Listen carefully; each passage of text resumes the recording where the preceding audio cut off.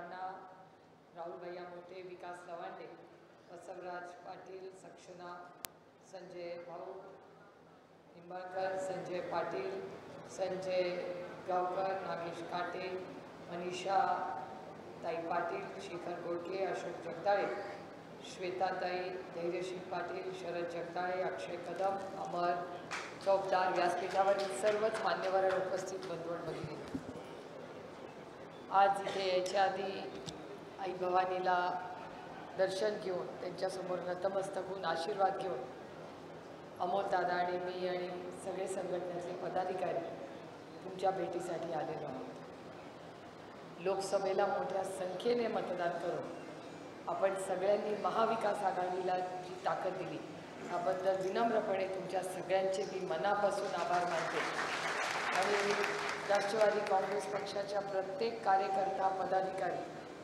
जो गेल्या वर्षभरात जो संघर्ष करतोय ही आपल्या सगळ्यांसाठी एक अतिशय अभिमानाची गोष्ट आहे आणि आपण सगळे स्वाभिमानी लोक।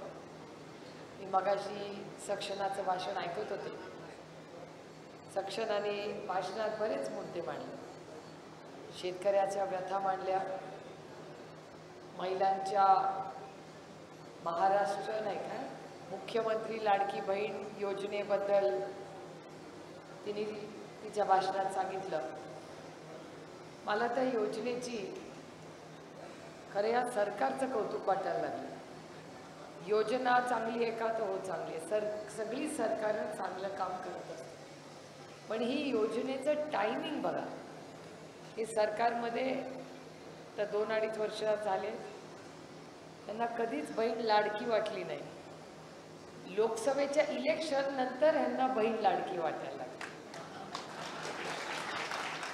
आणि तेवढंच नाही, त्यांना नात्या आणि व्यवहारातला फरकच कळत नाही। या सरकारला व्यवहारात पैसे असतात, नात्यात प्रेम आणि विश्वास असतो।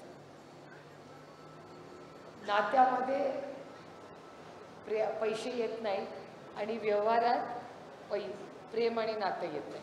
आता तुम्ही मला विचार करून सांगा, जर व्यवहार करत असला आणि सगळ्यांनाच प्रेम करत बसला तर धंद्याचं काय होईल? आपलं संपून जाईल की नाही? तसंच नात्याचं असतं। ह्यांना असं वाटतं की एक बहीण गेली की दुसऱ्या बहिणी येतील।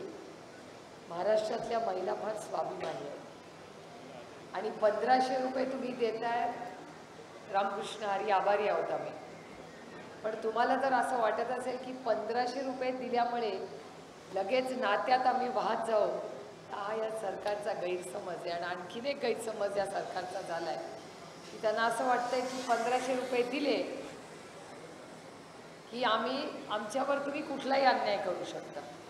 त्याचं कारण असं, 2 सत्तेमधले आमदार काय म्हणाले, एक आमदार असं म्हणाले की तुम्ही मतदानावर माझं लक्ष आहे, मी म्हणत नाही, आमदार म्हणते की माझं बारीक लक्ष आहे, 1500चे 3 पण मी करू शकतो, पण जर माझ्या लक्षात आलं इलेक्शन नंतर की हा पैसा हा माझा विरोधात मतदानाला वापरला गेला तर मी तुमचाच भाऊ आहे, मी ते पैसे जसे दिले तसे परत घेऊ शकतो।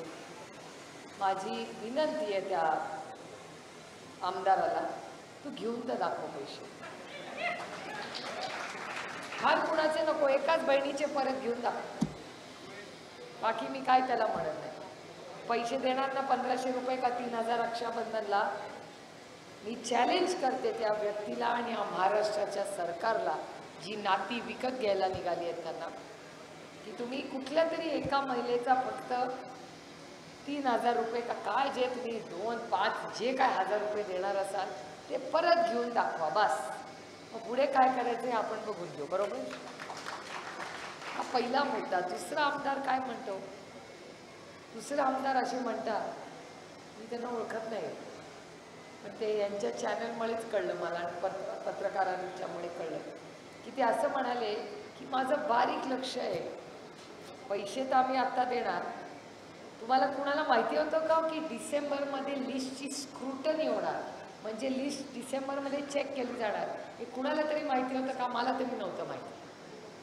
म्हणजे ऑक्टोबर नोव्हेंबरमध्ये इलेक्शन होणार, त्याच्यानंतर डिसेंबरमध्ये लिस्ट चेक केली जाणार.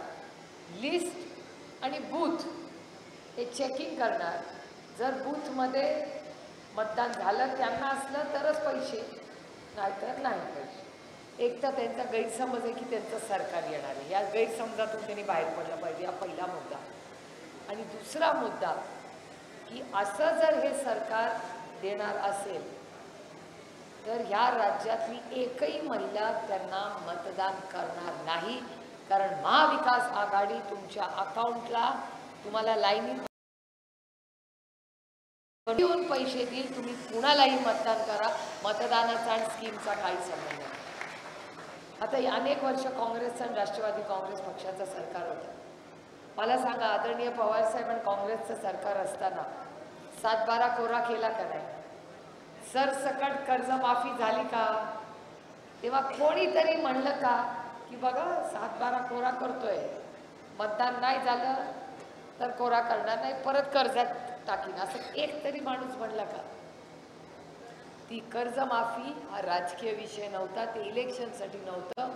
शेतकरी अडचणीत आला होता, त्याला मदतीसाठी केलं होतं. आता गोरे साहेबही त्यांच्या भाषणात म्हणाले की शेतकरी प्रचंड अडचणीत आहे, एवढ्या आत्महत्या झालेल्या आहेत, याच्यासाठीच आपल्याला सरकार बदलायचं. कारण का आत्ताचं जे सरकार आहे हे तुमच्या माझ्या सुखदुःखाचं सरकार नाही. दुधाला भाव आहे का? नाही. कांद्याला भाव नाही, सोयाबीनला भाव नाही, कपासाला भाव नाही, कशालाही भाव नाही.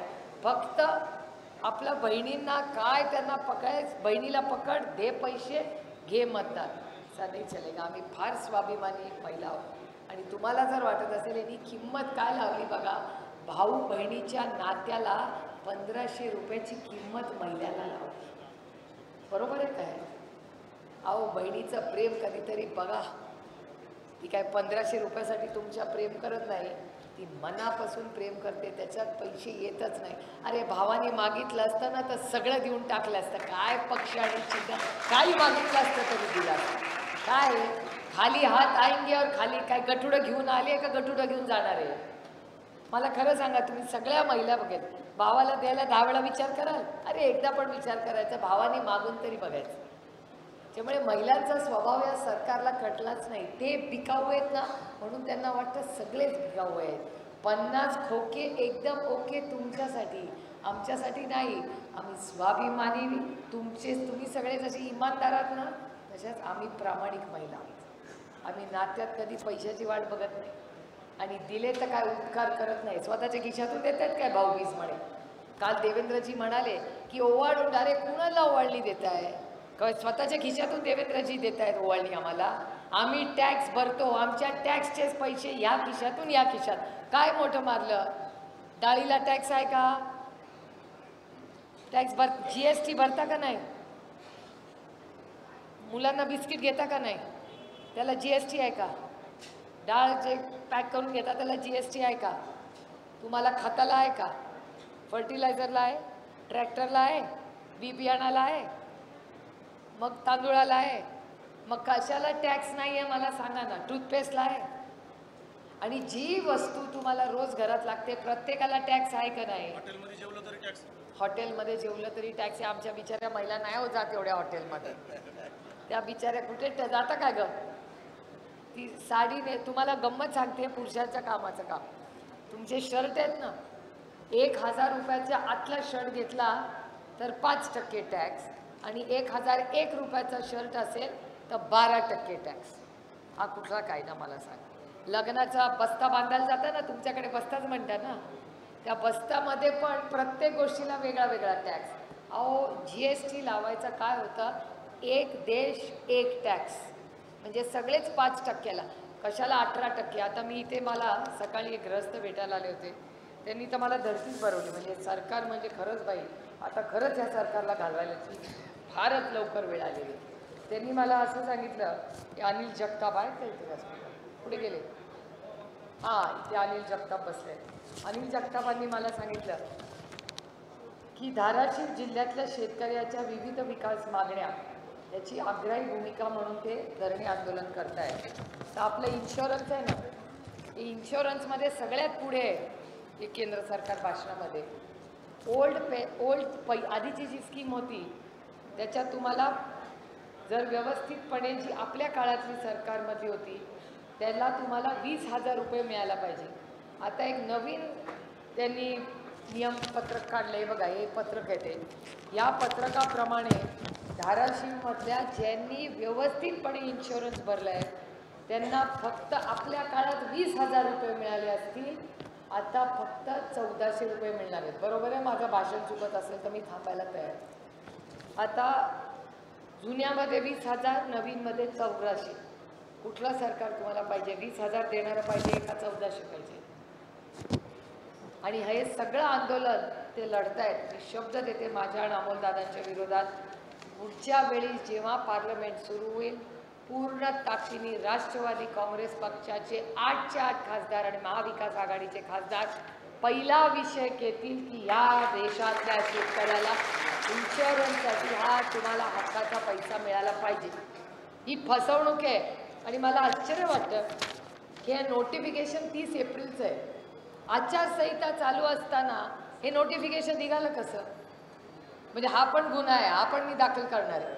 आणि मी पार्लमेंट सुरू होईस्तोवर वाट बघणार नाही आहे. मी आजच पत्र लिहिणार या देशाच्या शेती मंत्र्यांना की हे काय आहे, ही बनवाबनवी आहे आणि ही कुठेतरी थांबली पाहिजे.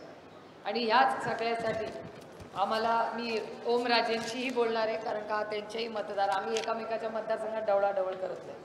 प्रत्येकाचा मान सन्मान इथे ओमराजे इथे लोकप्रतिनिधी म्हणून आहेत, त्याच्यामुळे मी त्यांच्याशी आज दुपारी इथून निघाले.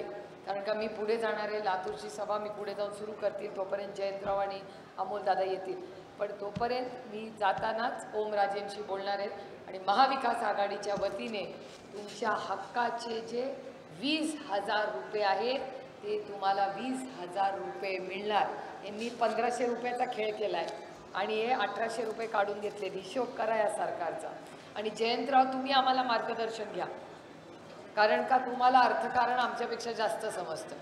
काल एका पत्रकारांनी मला विचारलं, आता खरं खोटं मला माहिती नाही, पण एका पत्रकारांनी काल मला असा प्रश्न विचारला की या महाराष्ट्र लाडकी बहीण योजनेला जो निधी येतोय तो निधी DPDCच्या फंडमधून काढून दिला जातो, अशी एक बातमी आहे.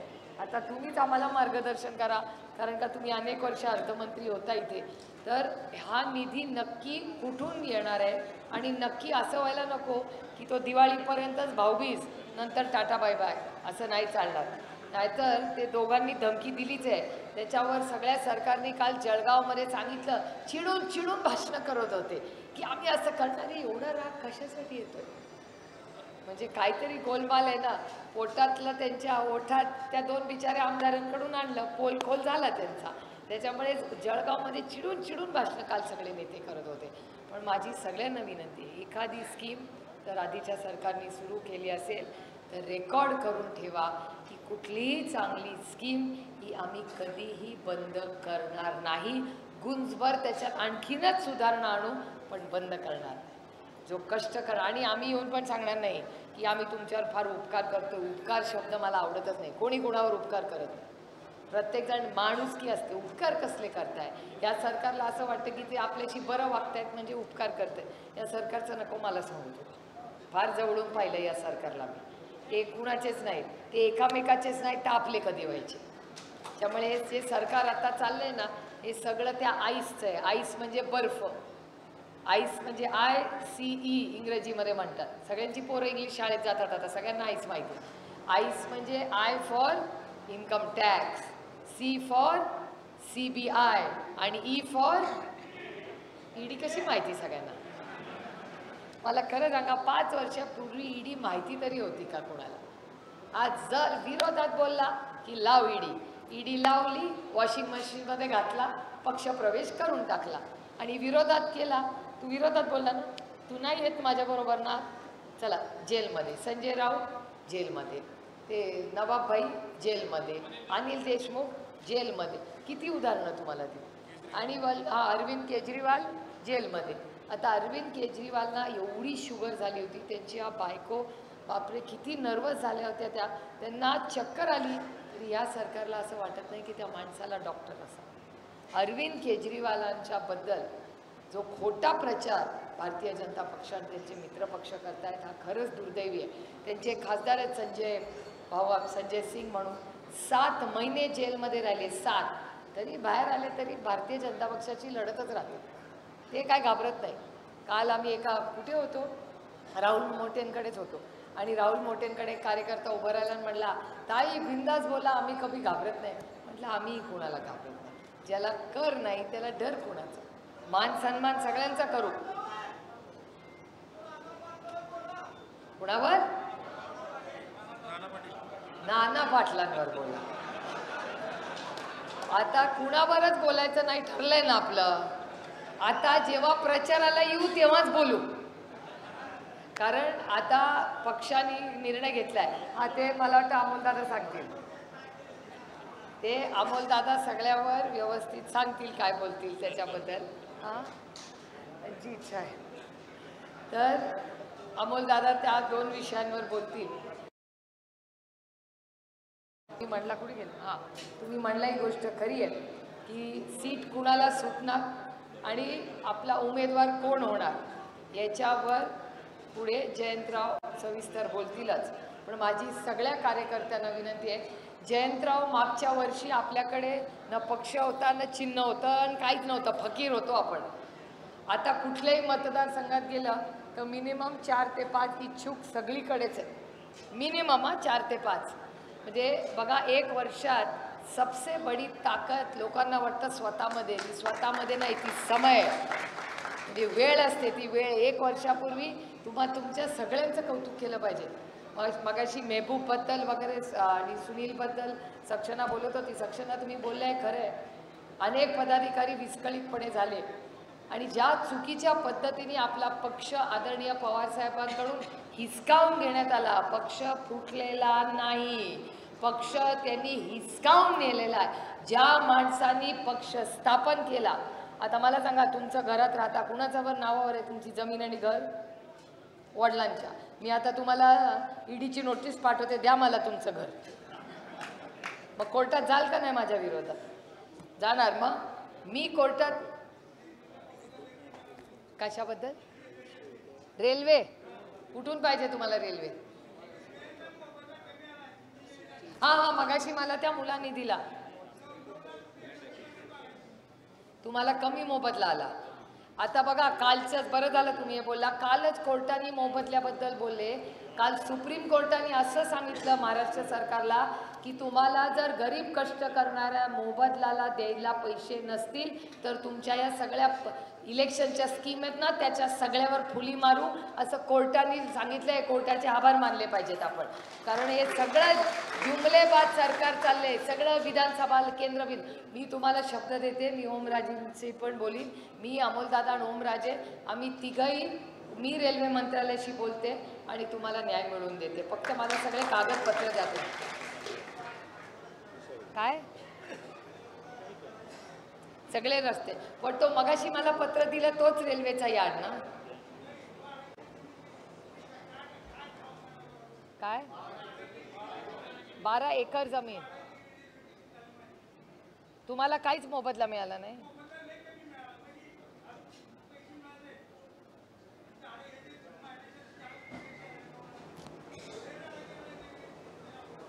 ठीक आहे, मला वाटतं त्यांच्या आपल्या संघटनेतला कोण त्यांच्या जवळ जर राहत असेल तर त्यांनी तो विषय घ्यावा.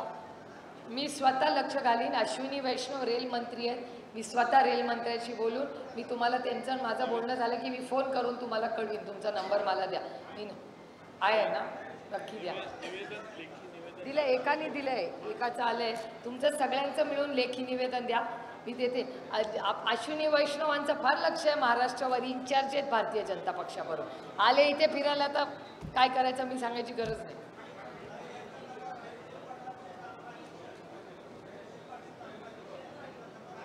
हां चालेल, मी करून घेते. हां करते मी.